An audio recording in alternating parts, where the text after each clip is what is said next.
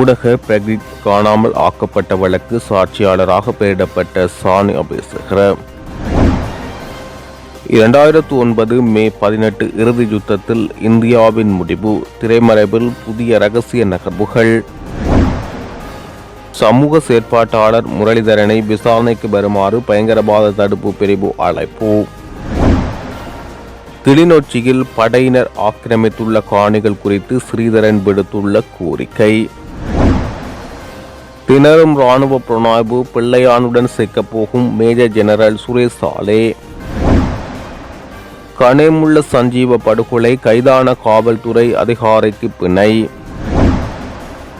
செம்மணி போன்று கிழக்கிலும் ஜிகாத் அமைப்பினரால் மேற்கொள்ளப்பட்ட படுகொலைகளும் தோண்டப்படல் வேண்டும். நாம் தமிழர் சமூக சேவை ஒன்றியம்.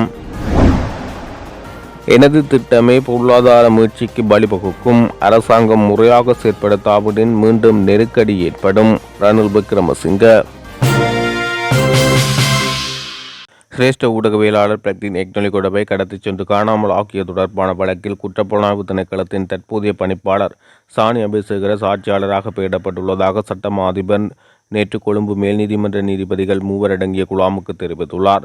நீதிபதிகளான நாமல் பலல்லே, மகேஷ் பீரமன் மற்றும் சுஜீவ நிசங்க ஆகிய 3 கொண்ட மேல் நீதிமன்ற குழாம் முன்னிலையில் தொடர்புடைய வழக்கு நேற்று விசாரணைக்கு எடுத்துக் கொள்ளப்பட்டது.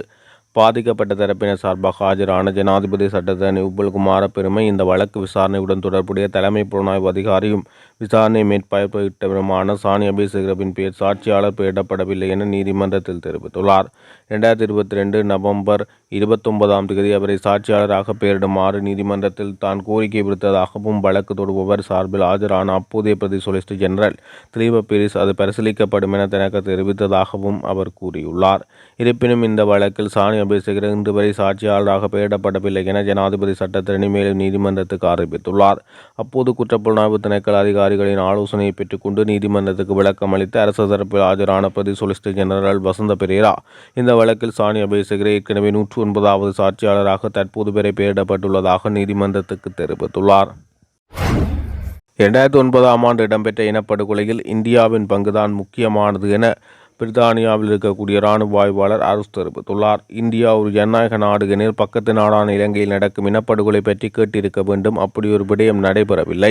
இன்று வரை அதற்கு எதிராக நிற்பதோடு இலங்கை அரசை பாதுகாக்கும் முயற்சியில் தான் இந்தியா முனைப்பாக உள்ளது. சீனா, ரஷ்யா, பாகிஸ்தான், அமெரிக்கா உள்ளிட்ட நாடுகள் இனப்படுகொலைக்கு காரணம் என கூறுகிறார்கள். அவர்கள் எல்லோரும் பணத்துக்கு ஆயுதம் விற்றவர்கள். அதனை திட்டமிட்டு நடத்தியவர்களை விட்டுவிட்டு ஆயுதம் விற்றவர்களை குறை கூறி பிரயோசனம் இல்லை என தெரிவித்துள்ளார். சமூக செயற்பாட்டாளரும் தேசிய கடற்தொழில் ஒத்துழைப்பு இயக்கத்தின் யாழ் மாவட்ட தலைவரும் காணி உரிமைக்கான மக்கள் இயக்க தலைவருமான ரத்னசிங்க முரளிதரனை விசாரணைக்கு வருமாறு பயங்கரவாத தடுப்பு பிரிவு அழைப்பு விடுத்துள்ளது. அதன்படி முரளிதரனை எதிர்வரும் 20ஆம் தேதி காலை 9 மணிக்கு பரந்தனில் உள்ள பயங்கரவாத தடுப்பு பிரிவு அலுவலகத்துக்கு சமூகம் அளிக்குமாறு அறிவிக்கப்பட்டுள்ளது. பயங்கரவாத தடுப்பு பிரிவு தொலைபேசியினூடாக அவருக்கு இந்த அழைப்பை விடுத்துள்ளது. கல்வித்துறைசார் மறுசீரமைப்புகளை தற்பொழுது பரிந்துரைக்கப்பட்ட அடிப்படையில் மேற்கொண்டால் இந்த அரசாங்கத்தின் மீது இடிவிழும் என பேராசிரியர் நிர்மல் தப்சரி குறிப்பிட்டுள்ளார். தேசிய மக்கள் சக்தி அரசாங்கம் முன்மொழிந்துள்ள கல்வி மறுசீரமைப்பு பரிந்துரைகள் குறித்து அவர் கடுமையான அதிருப்தியையும் எதிர்ப்பையும் வெளியிட்டார். பாடசாலையில் கற்பிக்கப்படும் பாடங்களிலிருந்து வரலாறு மற்றும் குடியர் கல்வி என்பனவற்றை கட்டாயமற்றதாக அறிவிக்கும் திட்டம் ஒன்றை இந்த அரசாங்கம் முன்னெடுத்து வருவதாக தெரிவித்துள்ளார்.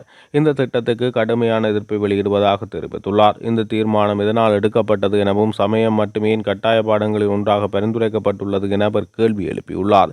இந்த விடயங்கள் குறித்து பகிரங்க விவாதம் ஒன்றை நடத்துவதற்காக பிரதமர் கருணை அமரசூரியவுக்கு அழைப்பு விடுப்பதாக பேராசிரியர் தப்சரி தெரிவித்துள்ளார். இவ்வாறான மறுசீரமைப்புகள் சித்த சுயாதீனத்துடன் முன்மொழியப்படுவதில்லை என அவர் குறிப்பிட்டுள்ளார். கிளிநொச்சி நகரில் 40% அதிகமான காணிகளை படையினர் தொடர்ந்தும் ஆக்கிரமித்து வைத்திருக்கின்றனர். இவற்றை விடுவிப்பதற்கு நடவடிக்கை எடுக்க வேண்டும் என பாராளுமன்ற உறுப்பினர் சிவஞானம் ஸ்ரீதரன் தெரிவித்துள்ளார். கிளிநொச்சி கரைச்சி பிரதேச செயலகத்தில் நேற்று இடம்பெற்ற பிரதேச ஒருங்கிணைப்பு குழு கூட்டத்தில் கலந்து கொண்டு உரையாற்றும் போது தெரிவித்துள்ளார். மாவட்டத்தில் நீண்ட காலமாக மக்கள் பயன்படுத்திய பயிர் செய்து வந்த ஏராளமான காணிகள் படையினரின் கட்டுப்பாட்டிலும் வனவள திணைக்களத்தினாலும் ஆக்கிரமிக்கப்பட்டுள்ளது. குறிப்பாக ஆணை விழுந்தான் குளத்தின் கீழான வயல் காணிகள், பள்ளிக்கூடா போன்ற பகுதிகள் அங்கே மக்கள் பயிர் செய்கை மேற்கொண்டதற்கான கட்டுமானங்கள் இருக்கின்றன. கிளிநொச்சி நகரத்தில் உள்ள 40% காணிகள் முழுக்க படையினரின் கட்டுப்பாட்டில் இருந்து வருகிறது. யுத்தம் நிறைவு பெற்று 14 ஆண்டுகள் கடந்துள்ள போதும் யாரும் ஆயுதம் தூக்கவில்லை, யாரும் போராடவில்லை. ஆனால் இராணுவம் இவ்வாறு காணிகளை ஆக்கிரமித்து வைத்திருப்பது என்பதை ஏற்றுக்கொள்ள முடியாது என அவர் சுட்டிக்காட்டியுள்ளார். குறிப்பாக கிளிநொச்சி மகாவித்தியாலய மைதானத்துக்கு செல்லும் பாதை மற்றும் மகாவித்தியாலயத்துக்குரிய காணி, பிரதேச சபைக்கான நூலக காணி, தேசிய இளைஞர் சேவை மன்றத்தின் காணி, இவ்வாறு பெருந்தொகையான காணிகளை நகரத்தின் மைய பகுதிகளில் இராணுவத்தினர் வைத்துள்ளனர். இதனால் அபிவிருத்தியோ அல்லது நல்லிணக்கமோ நடைபெறாது என அவர் குறிப்பிட்டார்.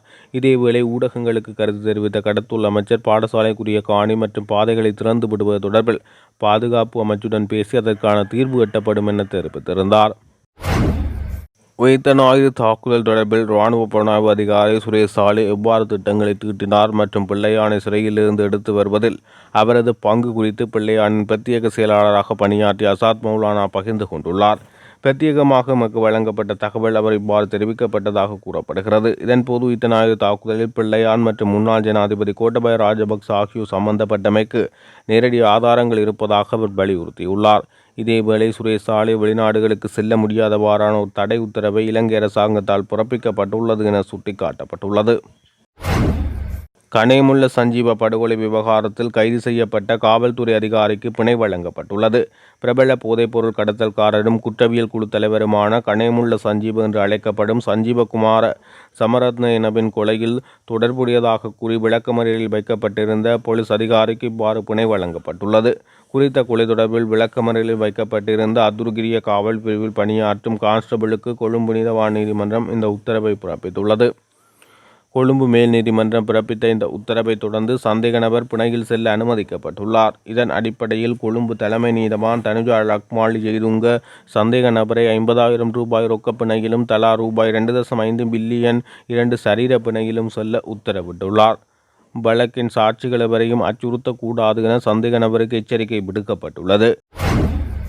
கட்டுமான பணிகள் தடைப்பட்டுள்ள 8 வீடமைப்பு திட்டங்களின் செயற்பாடுகளை மீண்டும் ஆரம்பிப்பதற்கு நகர அபிவிருத்தி அதிகார சபை தீர்மானித்துள்ளது.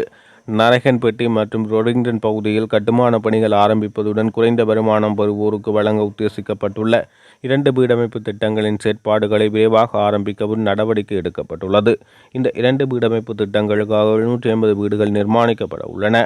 இதனைத் தவிர நடுத்தர வருமான வீட்டுவோரை இலக்காக கொண்டு பேலியகொடை பகுதியில் கட்டுமான பணிகள் ஆரம்பிக்கப்பட்டு இடைநடுவே நிறுத்தப்பட்ட 2 தொடர்மாடி குடியிருப்பு திட்டங்கள், ஒரு கொடுவத்தை பகுதியில் 2 வீடமைப்பு திட்டங்கள் மற்றும் ஸ்டேடியம் வீடமைப்பு திட்டம் ஆகியவற்றை மீள ஆரம்பிப்பதற்காக புதிய முதலீட்டாளர்களை கண்டறிந்துள்ளதாக அதிகார சபை தெரிவித்துள்ளது.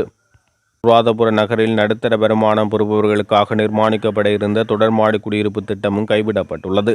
அந்த கட்டுமான பணிகளையும் விரைவில் ஆரம்பிக்க திட்டமிட்டுள்ளதாக நகர அபிவிருத்தி அதிகார சபை அறிவித்துள்ளது. யாழ்ப்பாணம் செம்மணி படுகொலை தொடர்பில் அரசின் கவனம் திரும்பி இருக்கிறது. தோண்ட வெளிவரும் பச்சிளம் பாலகர்களின் மண்டை ஓடுகள், எலும்புக்கூடுகளும் அதிகமான உடல்கள் இருப்பதாகவும் புதைக்கப்பட்டிருப்பதாகவும் தோண்டப்பட்டு கொண்டிருக்கின்றன.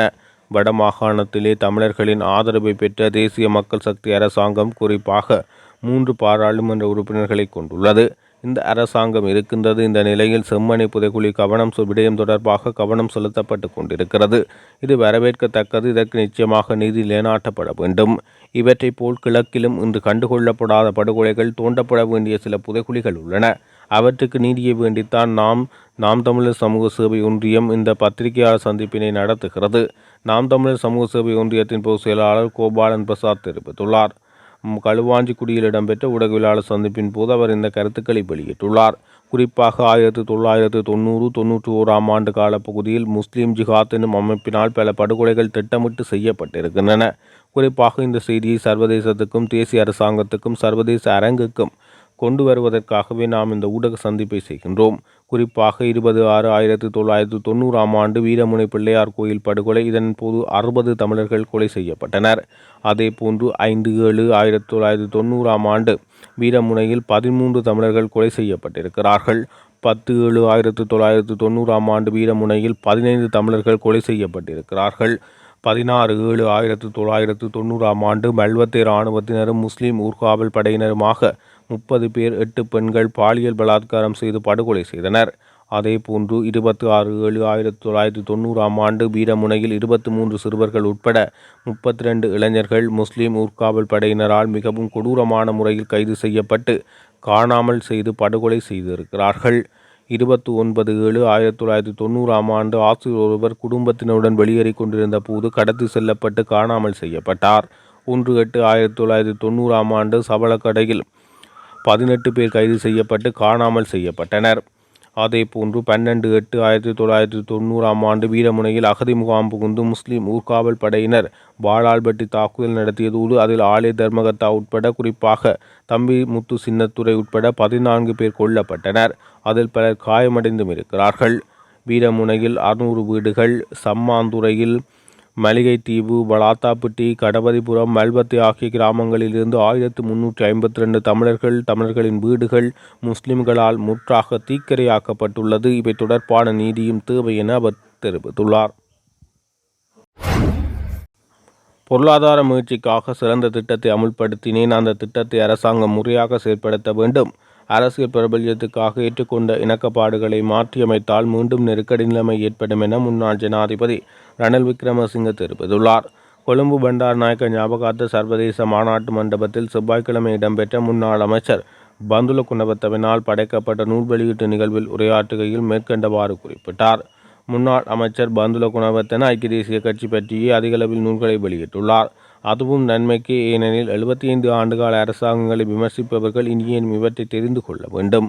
இலங்கைக்கும் சீனாவுக்கும் இடையில் கைச்சாத்திடப்பட்ட ரப்பர் அரிசி ஒப்பந்தம் 2 நாடுகளுக்கு இடையிலான நட்புறவை வெளிப்படுத்துகிறது.